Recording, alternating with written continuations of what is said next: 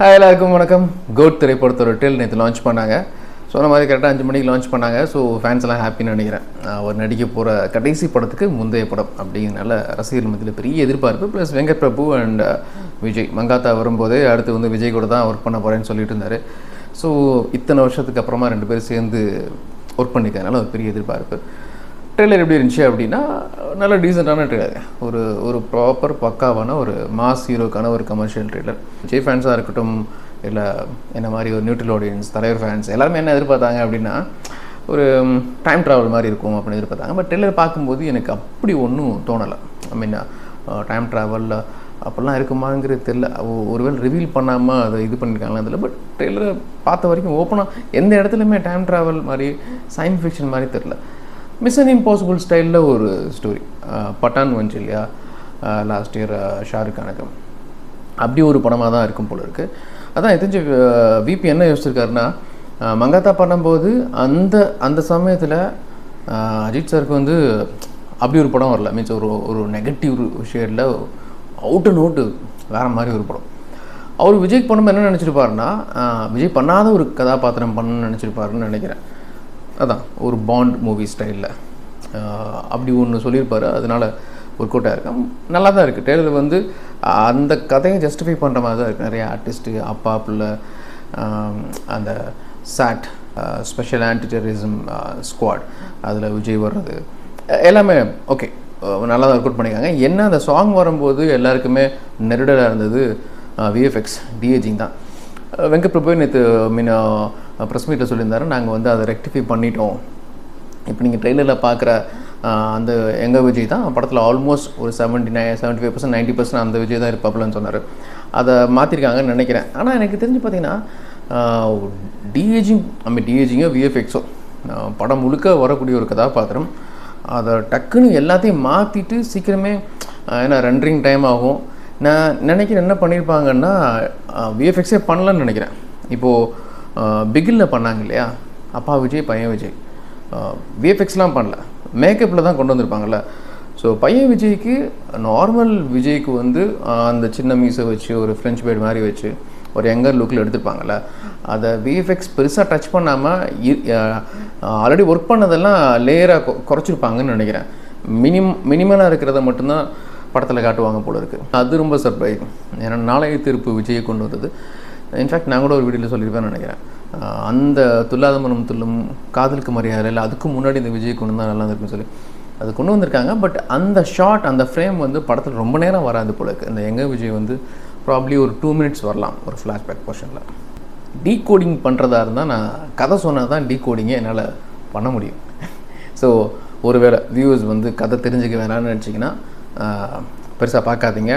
ஐ மீன் forward பண்ணி பாருங்கள். எனக்கு யாரும் கதையெல்லாம் சொல்லலை. நான் கோட் திரைப்படக்குழுவோட எனக்கு ஃப்ரெண்ட்ஸ் யாருமே கிடையாது. ட்ரெய்லரை பார்த்த வரைக்கும் ஸ்டோரியை டீகோட் பண்ண போகிறேன். So spoiler alert. கோட் திரைப்படத்தோட ஓப்பனிங்கே ஒரு பெரிய மாசான ஃபைட் இருக்கும். ஒரு ட்ரெயின் சீக்வன்ஸில் ஃபைட் காட்டுவாங்க. 2 ட்ரெயின் ஃபைட் இருக்குது.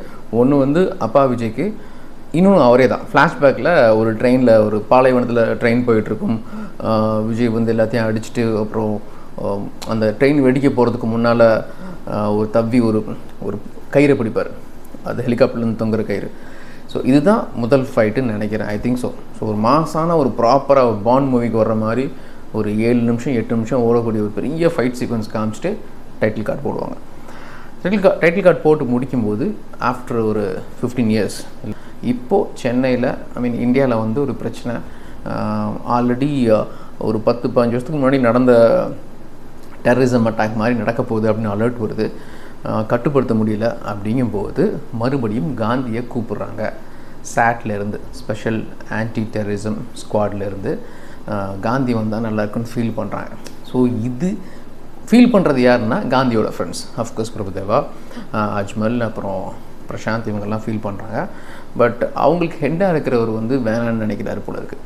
அப்படி இருந்தும் காந்தி வந்தால் தான் கரெக்டாக இருக்குன்னு சொல்லும்போது கன்வின்ஸ் பண்ணி காந்தியை கூப்பிட்றாங்க. ஸோ பல வருஷத்துக்கு அப்புறமா வேலையிலேருந்து, அதாவது இந்த வேலையே வேணாம்ப்பா, ஏன்னா ஃபேமிலி இழந்துட்டேன். எஸ், அஃப்கோர்ஸ் அவருக்கு வந்து ஒய்ஃபும் குழந்தையும் இறந்துருக்காங்க அந்த பேங்காக் போகும்போது அட்டாக்கில். அதனால் வேலையாக வேணும்னு ஒதுங்கியிருக்கும் போது அவர் ஒரு மாதிரி இருக்கார். பட் ஃப்ரெண்ட்ஸ்லாம் கூப்பிட்றதுனால சரி ஓகே அப்படின்னு சொல்லி மிஷனுக்கு வராரு. ஓகே அப்படின்னு சொல்லி ஃப்ரெண்ட்ஸ் வற்புறுத்துற பேரில் அந்த வேலையை எடுத்துக்கிறாரு. அவங்க தலைமையும் ஓகே அப்படின்றாங்க. அப்போ தான் பார்த்தீங்கன்னா ஒரு ஷார்ட் காட்டுவாங்க. மீன்ஸ் மறுபடியும் ஜாயின் ஆனதுக்கப்புறம் பிளேசர்லாம் போட்டு அவர் நடந்து வர இருக்கும். அப்படி எடுக்க போகிற ஃபஸ்ட்டு மிஷன் அவர் வந்து இந்த ஃப்ரெண்ட் சர்க்கிள் வேணான்னு சொல்லிட்டு ஒரு காமெடியான டீம் எடுத்துக்கிறாருன்னு நினைக்கிறேன். யோகி பாபு பின்னாடி ஒரு டீம் நடந்து வர மாதிரி இருக்கும் பார்த்தீங்களா. எனக்கு இவங்க தான் கரெக்டாக இருக்கும், வேறு யாரும் வேணாம், இந்த டீமே போதும்னு சொல்லிட்டு அப்போது வேலையில் இறங்குறாரு, இன்வெஸ்டிகேட் பண்ணுறாரு. அப்போது ஒருத்தர் மேலே டவுட் பண்ணி ஃபாலோ பண்ணுறாங்க. அப்போ தான் அந்த train fight, metro train fight, விஜய்க்கும் தான் ஃபைட்டு. அப்பா விஜய் அடித்து தள்ளுறது யாருன்னா பையன் விஜய். அதாவது அந்த விஜயை கண்ட்ரோலே பண்ண முடியல. அது கதையில் எப்படி காட்டுவாங்கன்னா முகமூடி ஹெல்மெட் போட்ட ஒரு ஆள், பட் இந்த விஜய்னால் ஃபைட் பண்ண முடியல, அவர் அடித்து தள்ளிட்டு போயிடுறாரு.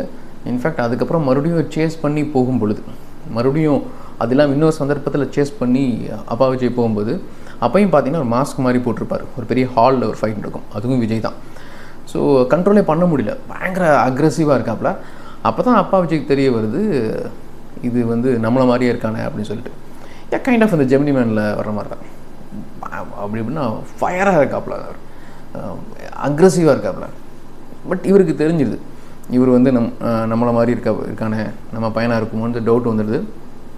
இன்னொரு இடத்துல பார்த்தீங்கன்னா நீங்கள் பையன் விஜயை இன்ட்ராகேஷனில் மீன் அந்த போலீஸ் என்கொயரியில் உட்கார வச்ச மாதிரி ஒரு ஷாட் வரும். ஆப்போசிட்டில் அப்பா விஜய் தான் உட்காந்துருக்காங்க. அதுக்கு முன்னாடி ஒரு ஷாட் பார்த்தீங்கன்னா அந்த இன்ட்ராகேஷன் கூட்டு போகும்போது மற்ற போலீஸ் எல்லாம் அந்த பையன் விஜய் அட்டாக் பண்ண வர மாதிரியோ இல்லை பிடிக்க வர மாதிரி இருக்கும்போது அப்பா விஜய் கன்று வைப்பார் போலீஸ் மேலேயே. மீன் பையன் விஜய் பயந்துட்டு இருக்கிற மாதிரி இருக்கும். ஸோ ஒரு ஸ்டேஜில் பையனை பிடிச்சி இன்ட்ராகேஷன் கூட்டு வந்து உட்கார வச்சு உண்மையெல்லாம் எக்ஸ்பிளைன் பண்ணும்போது அந்த பையனுக்கு புரிய மாட்டேங்குது, ரொம்ப நக்கலாக பேசுகிறாப்புல.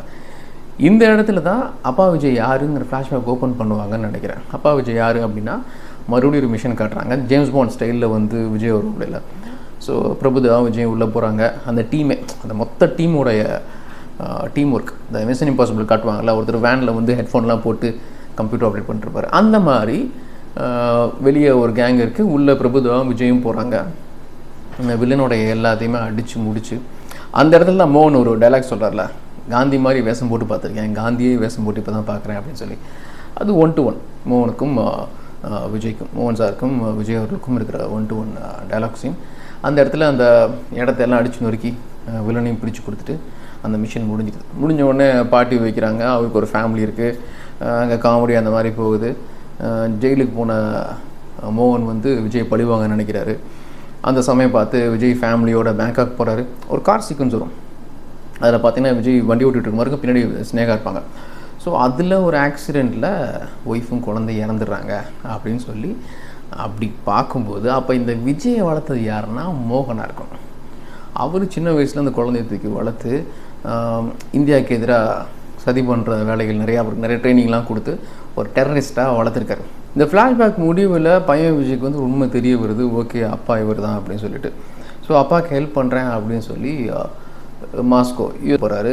அங்கே நிறையா விஷயங்களை இன்வெஸ்டிகேட் பண்ணும்போது பையன் ஒன்று சொல்கிறாரு, அப்பா யூ ஆர் இன் டேஞ்சர், இந்த மிஷன்லேருந்து வெளியே போயிரு, உனக்கு பிரச்சனை அப்படிங்கிறார். அப்போ தான் யாரோ ஷூட் பண்ணுறாங்க. அப்போ ஒரு பைக் சேஸ், நம்ம ஃபஸ்ட்டு டீசர் மாதிரி ஒரு கிளிம்ஸ் காமிச்சாங்க இல்லையா, அந்த ஒரு பெரிய பைக் சேஸ். அந்த பைக் சேஸில் அப்பாவை காப்பாற்றிட்டு பையன் விஜய் மறுபடியும் தலைமறைவாகிறார். பையன் விஜய்க்கு என்னென்னா, நான் எடுத்த மிஷனை முடிக்க போகிறேன், என்னுடைய வளர்ப்பு அப்பா மோகன் சொன்னதை தான் நான் பண்ண போகிறேன் அப்படின்னு சொல்லி எஸ்கேப் ஆகிறாரு. அப்புறம் விஜய் மறுபடியும் இங்கே வந்தான்னா இங்கே நிறைய பேரை இன்வெஸ்டிகேட் பண்ணுறாரு. ஒரு வேளை அஜ்மல் வந்து மோகனோட லிங்க்கில் இருக்கலாம், அஜ்மல் கெட்டவனாக இருக்கலாம். கிளைமேக்ஸ் கண்டிப்பாக சர்ப்ரைசிங் ஃபேக்டராக இருக்கும்னு நினைக்கிறேன். ஏன்னா சிஎஸ்கே மேட்ச், ஃபைனல் மேட்ச் நடக்க போகுது, அதுக்கான நிறையா ஷார்ட்ஸ் இருந்துச்சு. ஐ மீன் நிறைய பேர் விஜய் வந்து பைக் ஓட்டு போகிறது, அந்த கிளைமேக்ஸ் போர்ஷன் அங்கங்கே ட்ரெயிலரில் காட்டுறாங்க. ஸோ அந்த இடத்துல பாம்பு வச்சு பெருசாக பாம்பு பிளாஸ்ட் பண்ண போகிறாங்க. அப்படிங்கும்போது அதை அப்பா விஜய் தடுக்க போகிறாரு. அந்த இடத்துல பையன் விஜயும் வர்றார். அப்போ தான் பார்த்தீங்கன்னா ஒரு டைலாக் வரும், you think you can stop me அப்படிங்கிற மாதிரி பையன் விஜய் சொல்கிற மாதிரி இருக்கு பார்த்தீங்களா. ஸோ லாஸ்ட்டில் பையனுக்கும் அப்பாவுக்கும் நடக்கிற அந்த ஒரு எமோஷ்னல் ட்ராமா என்ன நடக்குது அப்படிங்கிறது தான் முடிவு. பார்க்கலாம், அப்பா சாராரா இல்லை பையன் சாராப்பில் இல்லை ரெண்டு பேரும் சேர்ந்து நாட்டை காப்பாற்றுறாங்களா அப்படிங்கிறது வெள்ளித்திரையில் பார்த்தா தான் தெரியும். இது வந்து நான் ஜஸ்ட் டீகோட் பண்ணது, இது ஒரிஜினல் கதையான்னு தெரில. இதில் நீங்கள் கேட்கலாம், அப்போ அந்த சின்ன பையன், அதாவது சின்ன விஜய் எங்கே வருவார்னா, ஒருவேளை ஃப்ளாஷ்கட்டில் அவர் வந்து மோகன்கிட்ட பேசுகிற மாதிரி இருக்கும்னு நினைக்கிறேன். இன்னும் டீன் ஏஜில் ஒரு 15-16 அப்போ நான் உனக்கா என்ன வேணா பண்ணுவேன் அப்படின்னு சொல்கிற மாதிரி இருக்கும். அது ஷார்ட்ஸ் ஒரு சின்ன சின்ன ஷார்ட்டாக வரும்னு நினைக்கிறேன். I think so. பார்க்கலாம், படம் வந்தால் தெரியும். Let's wait.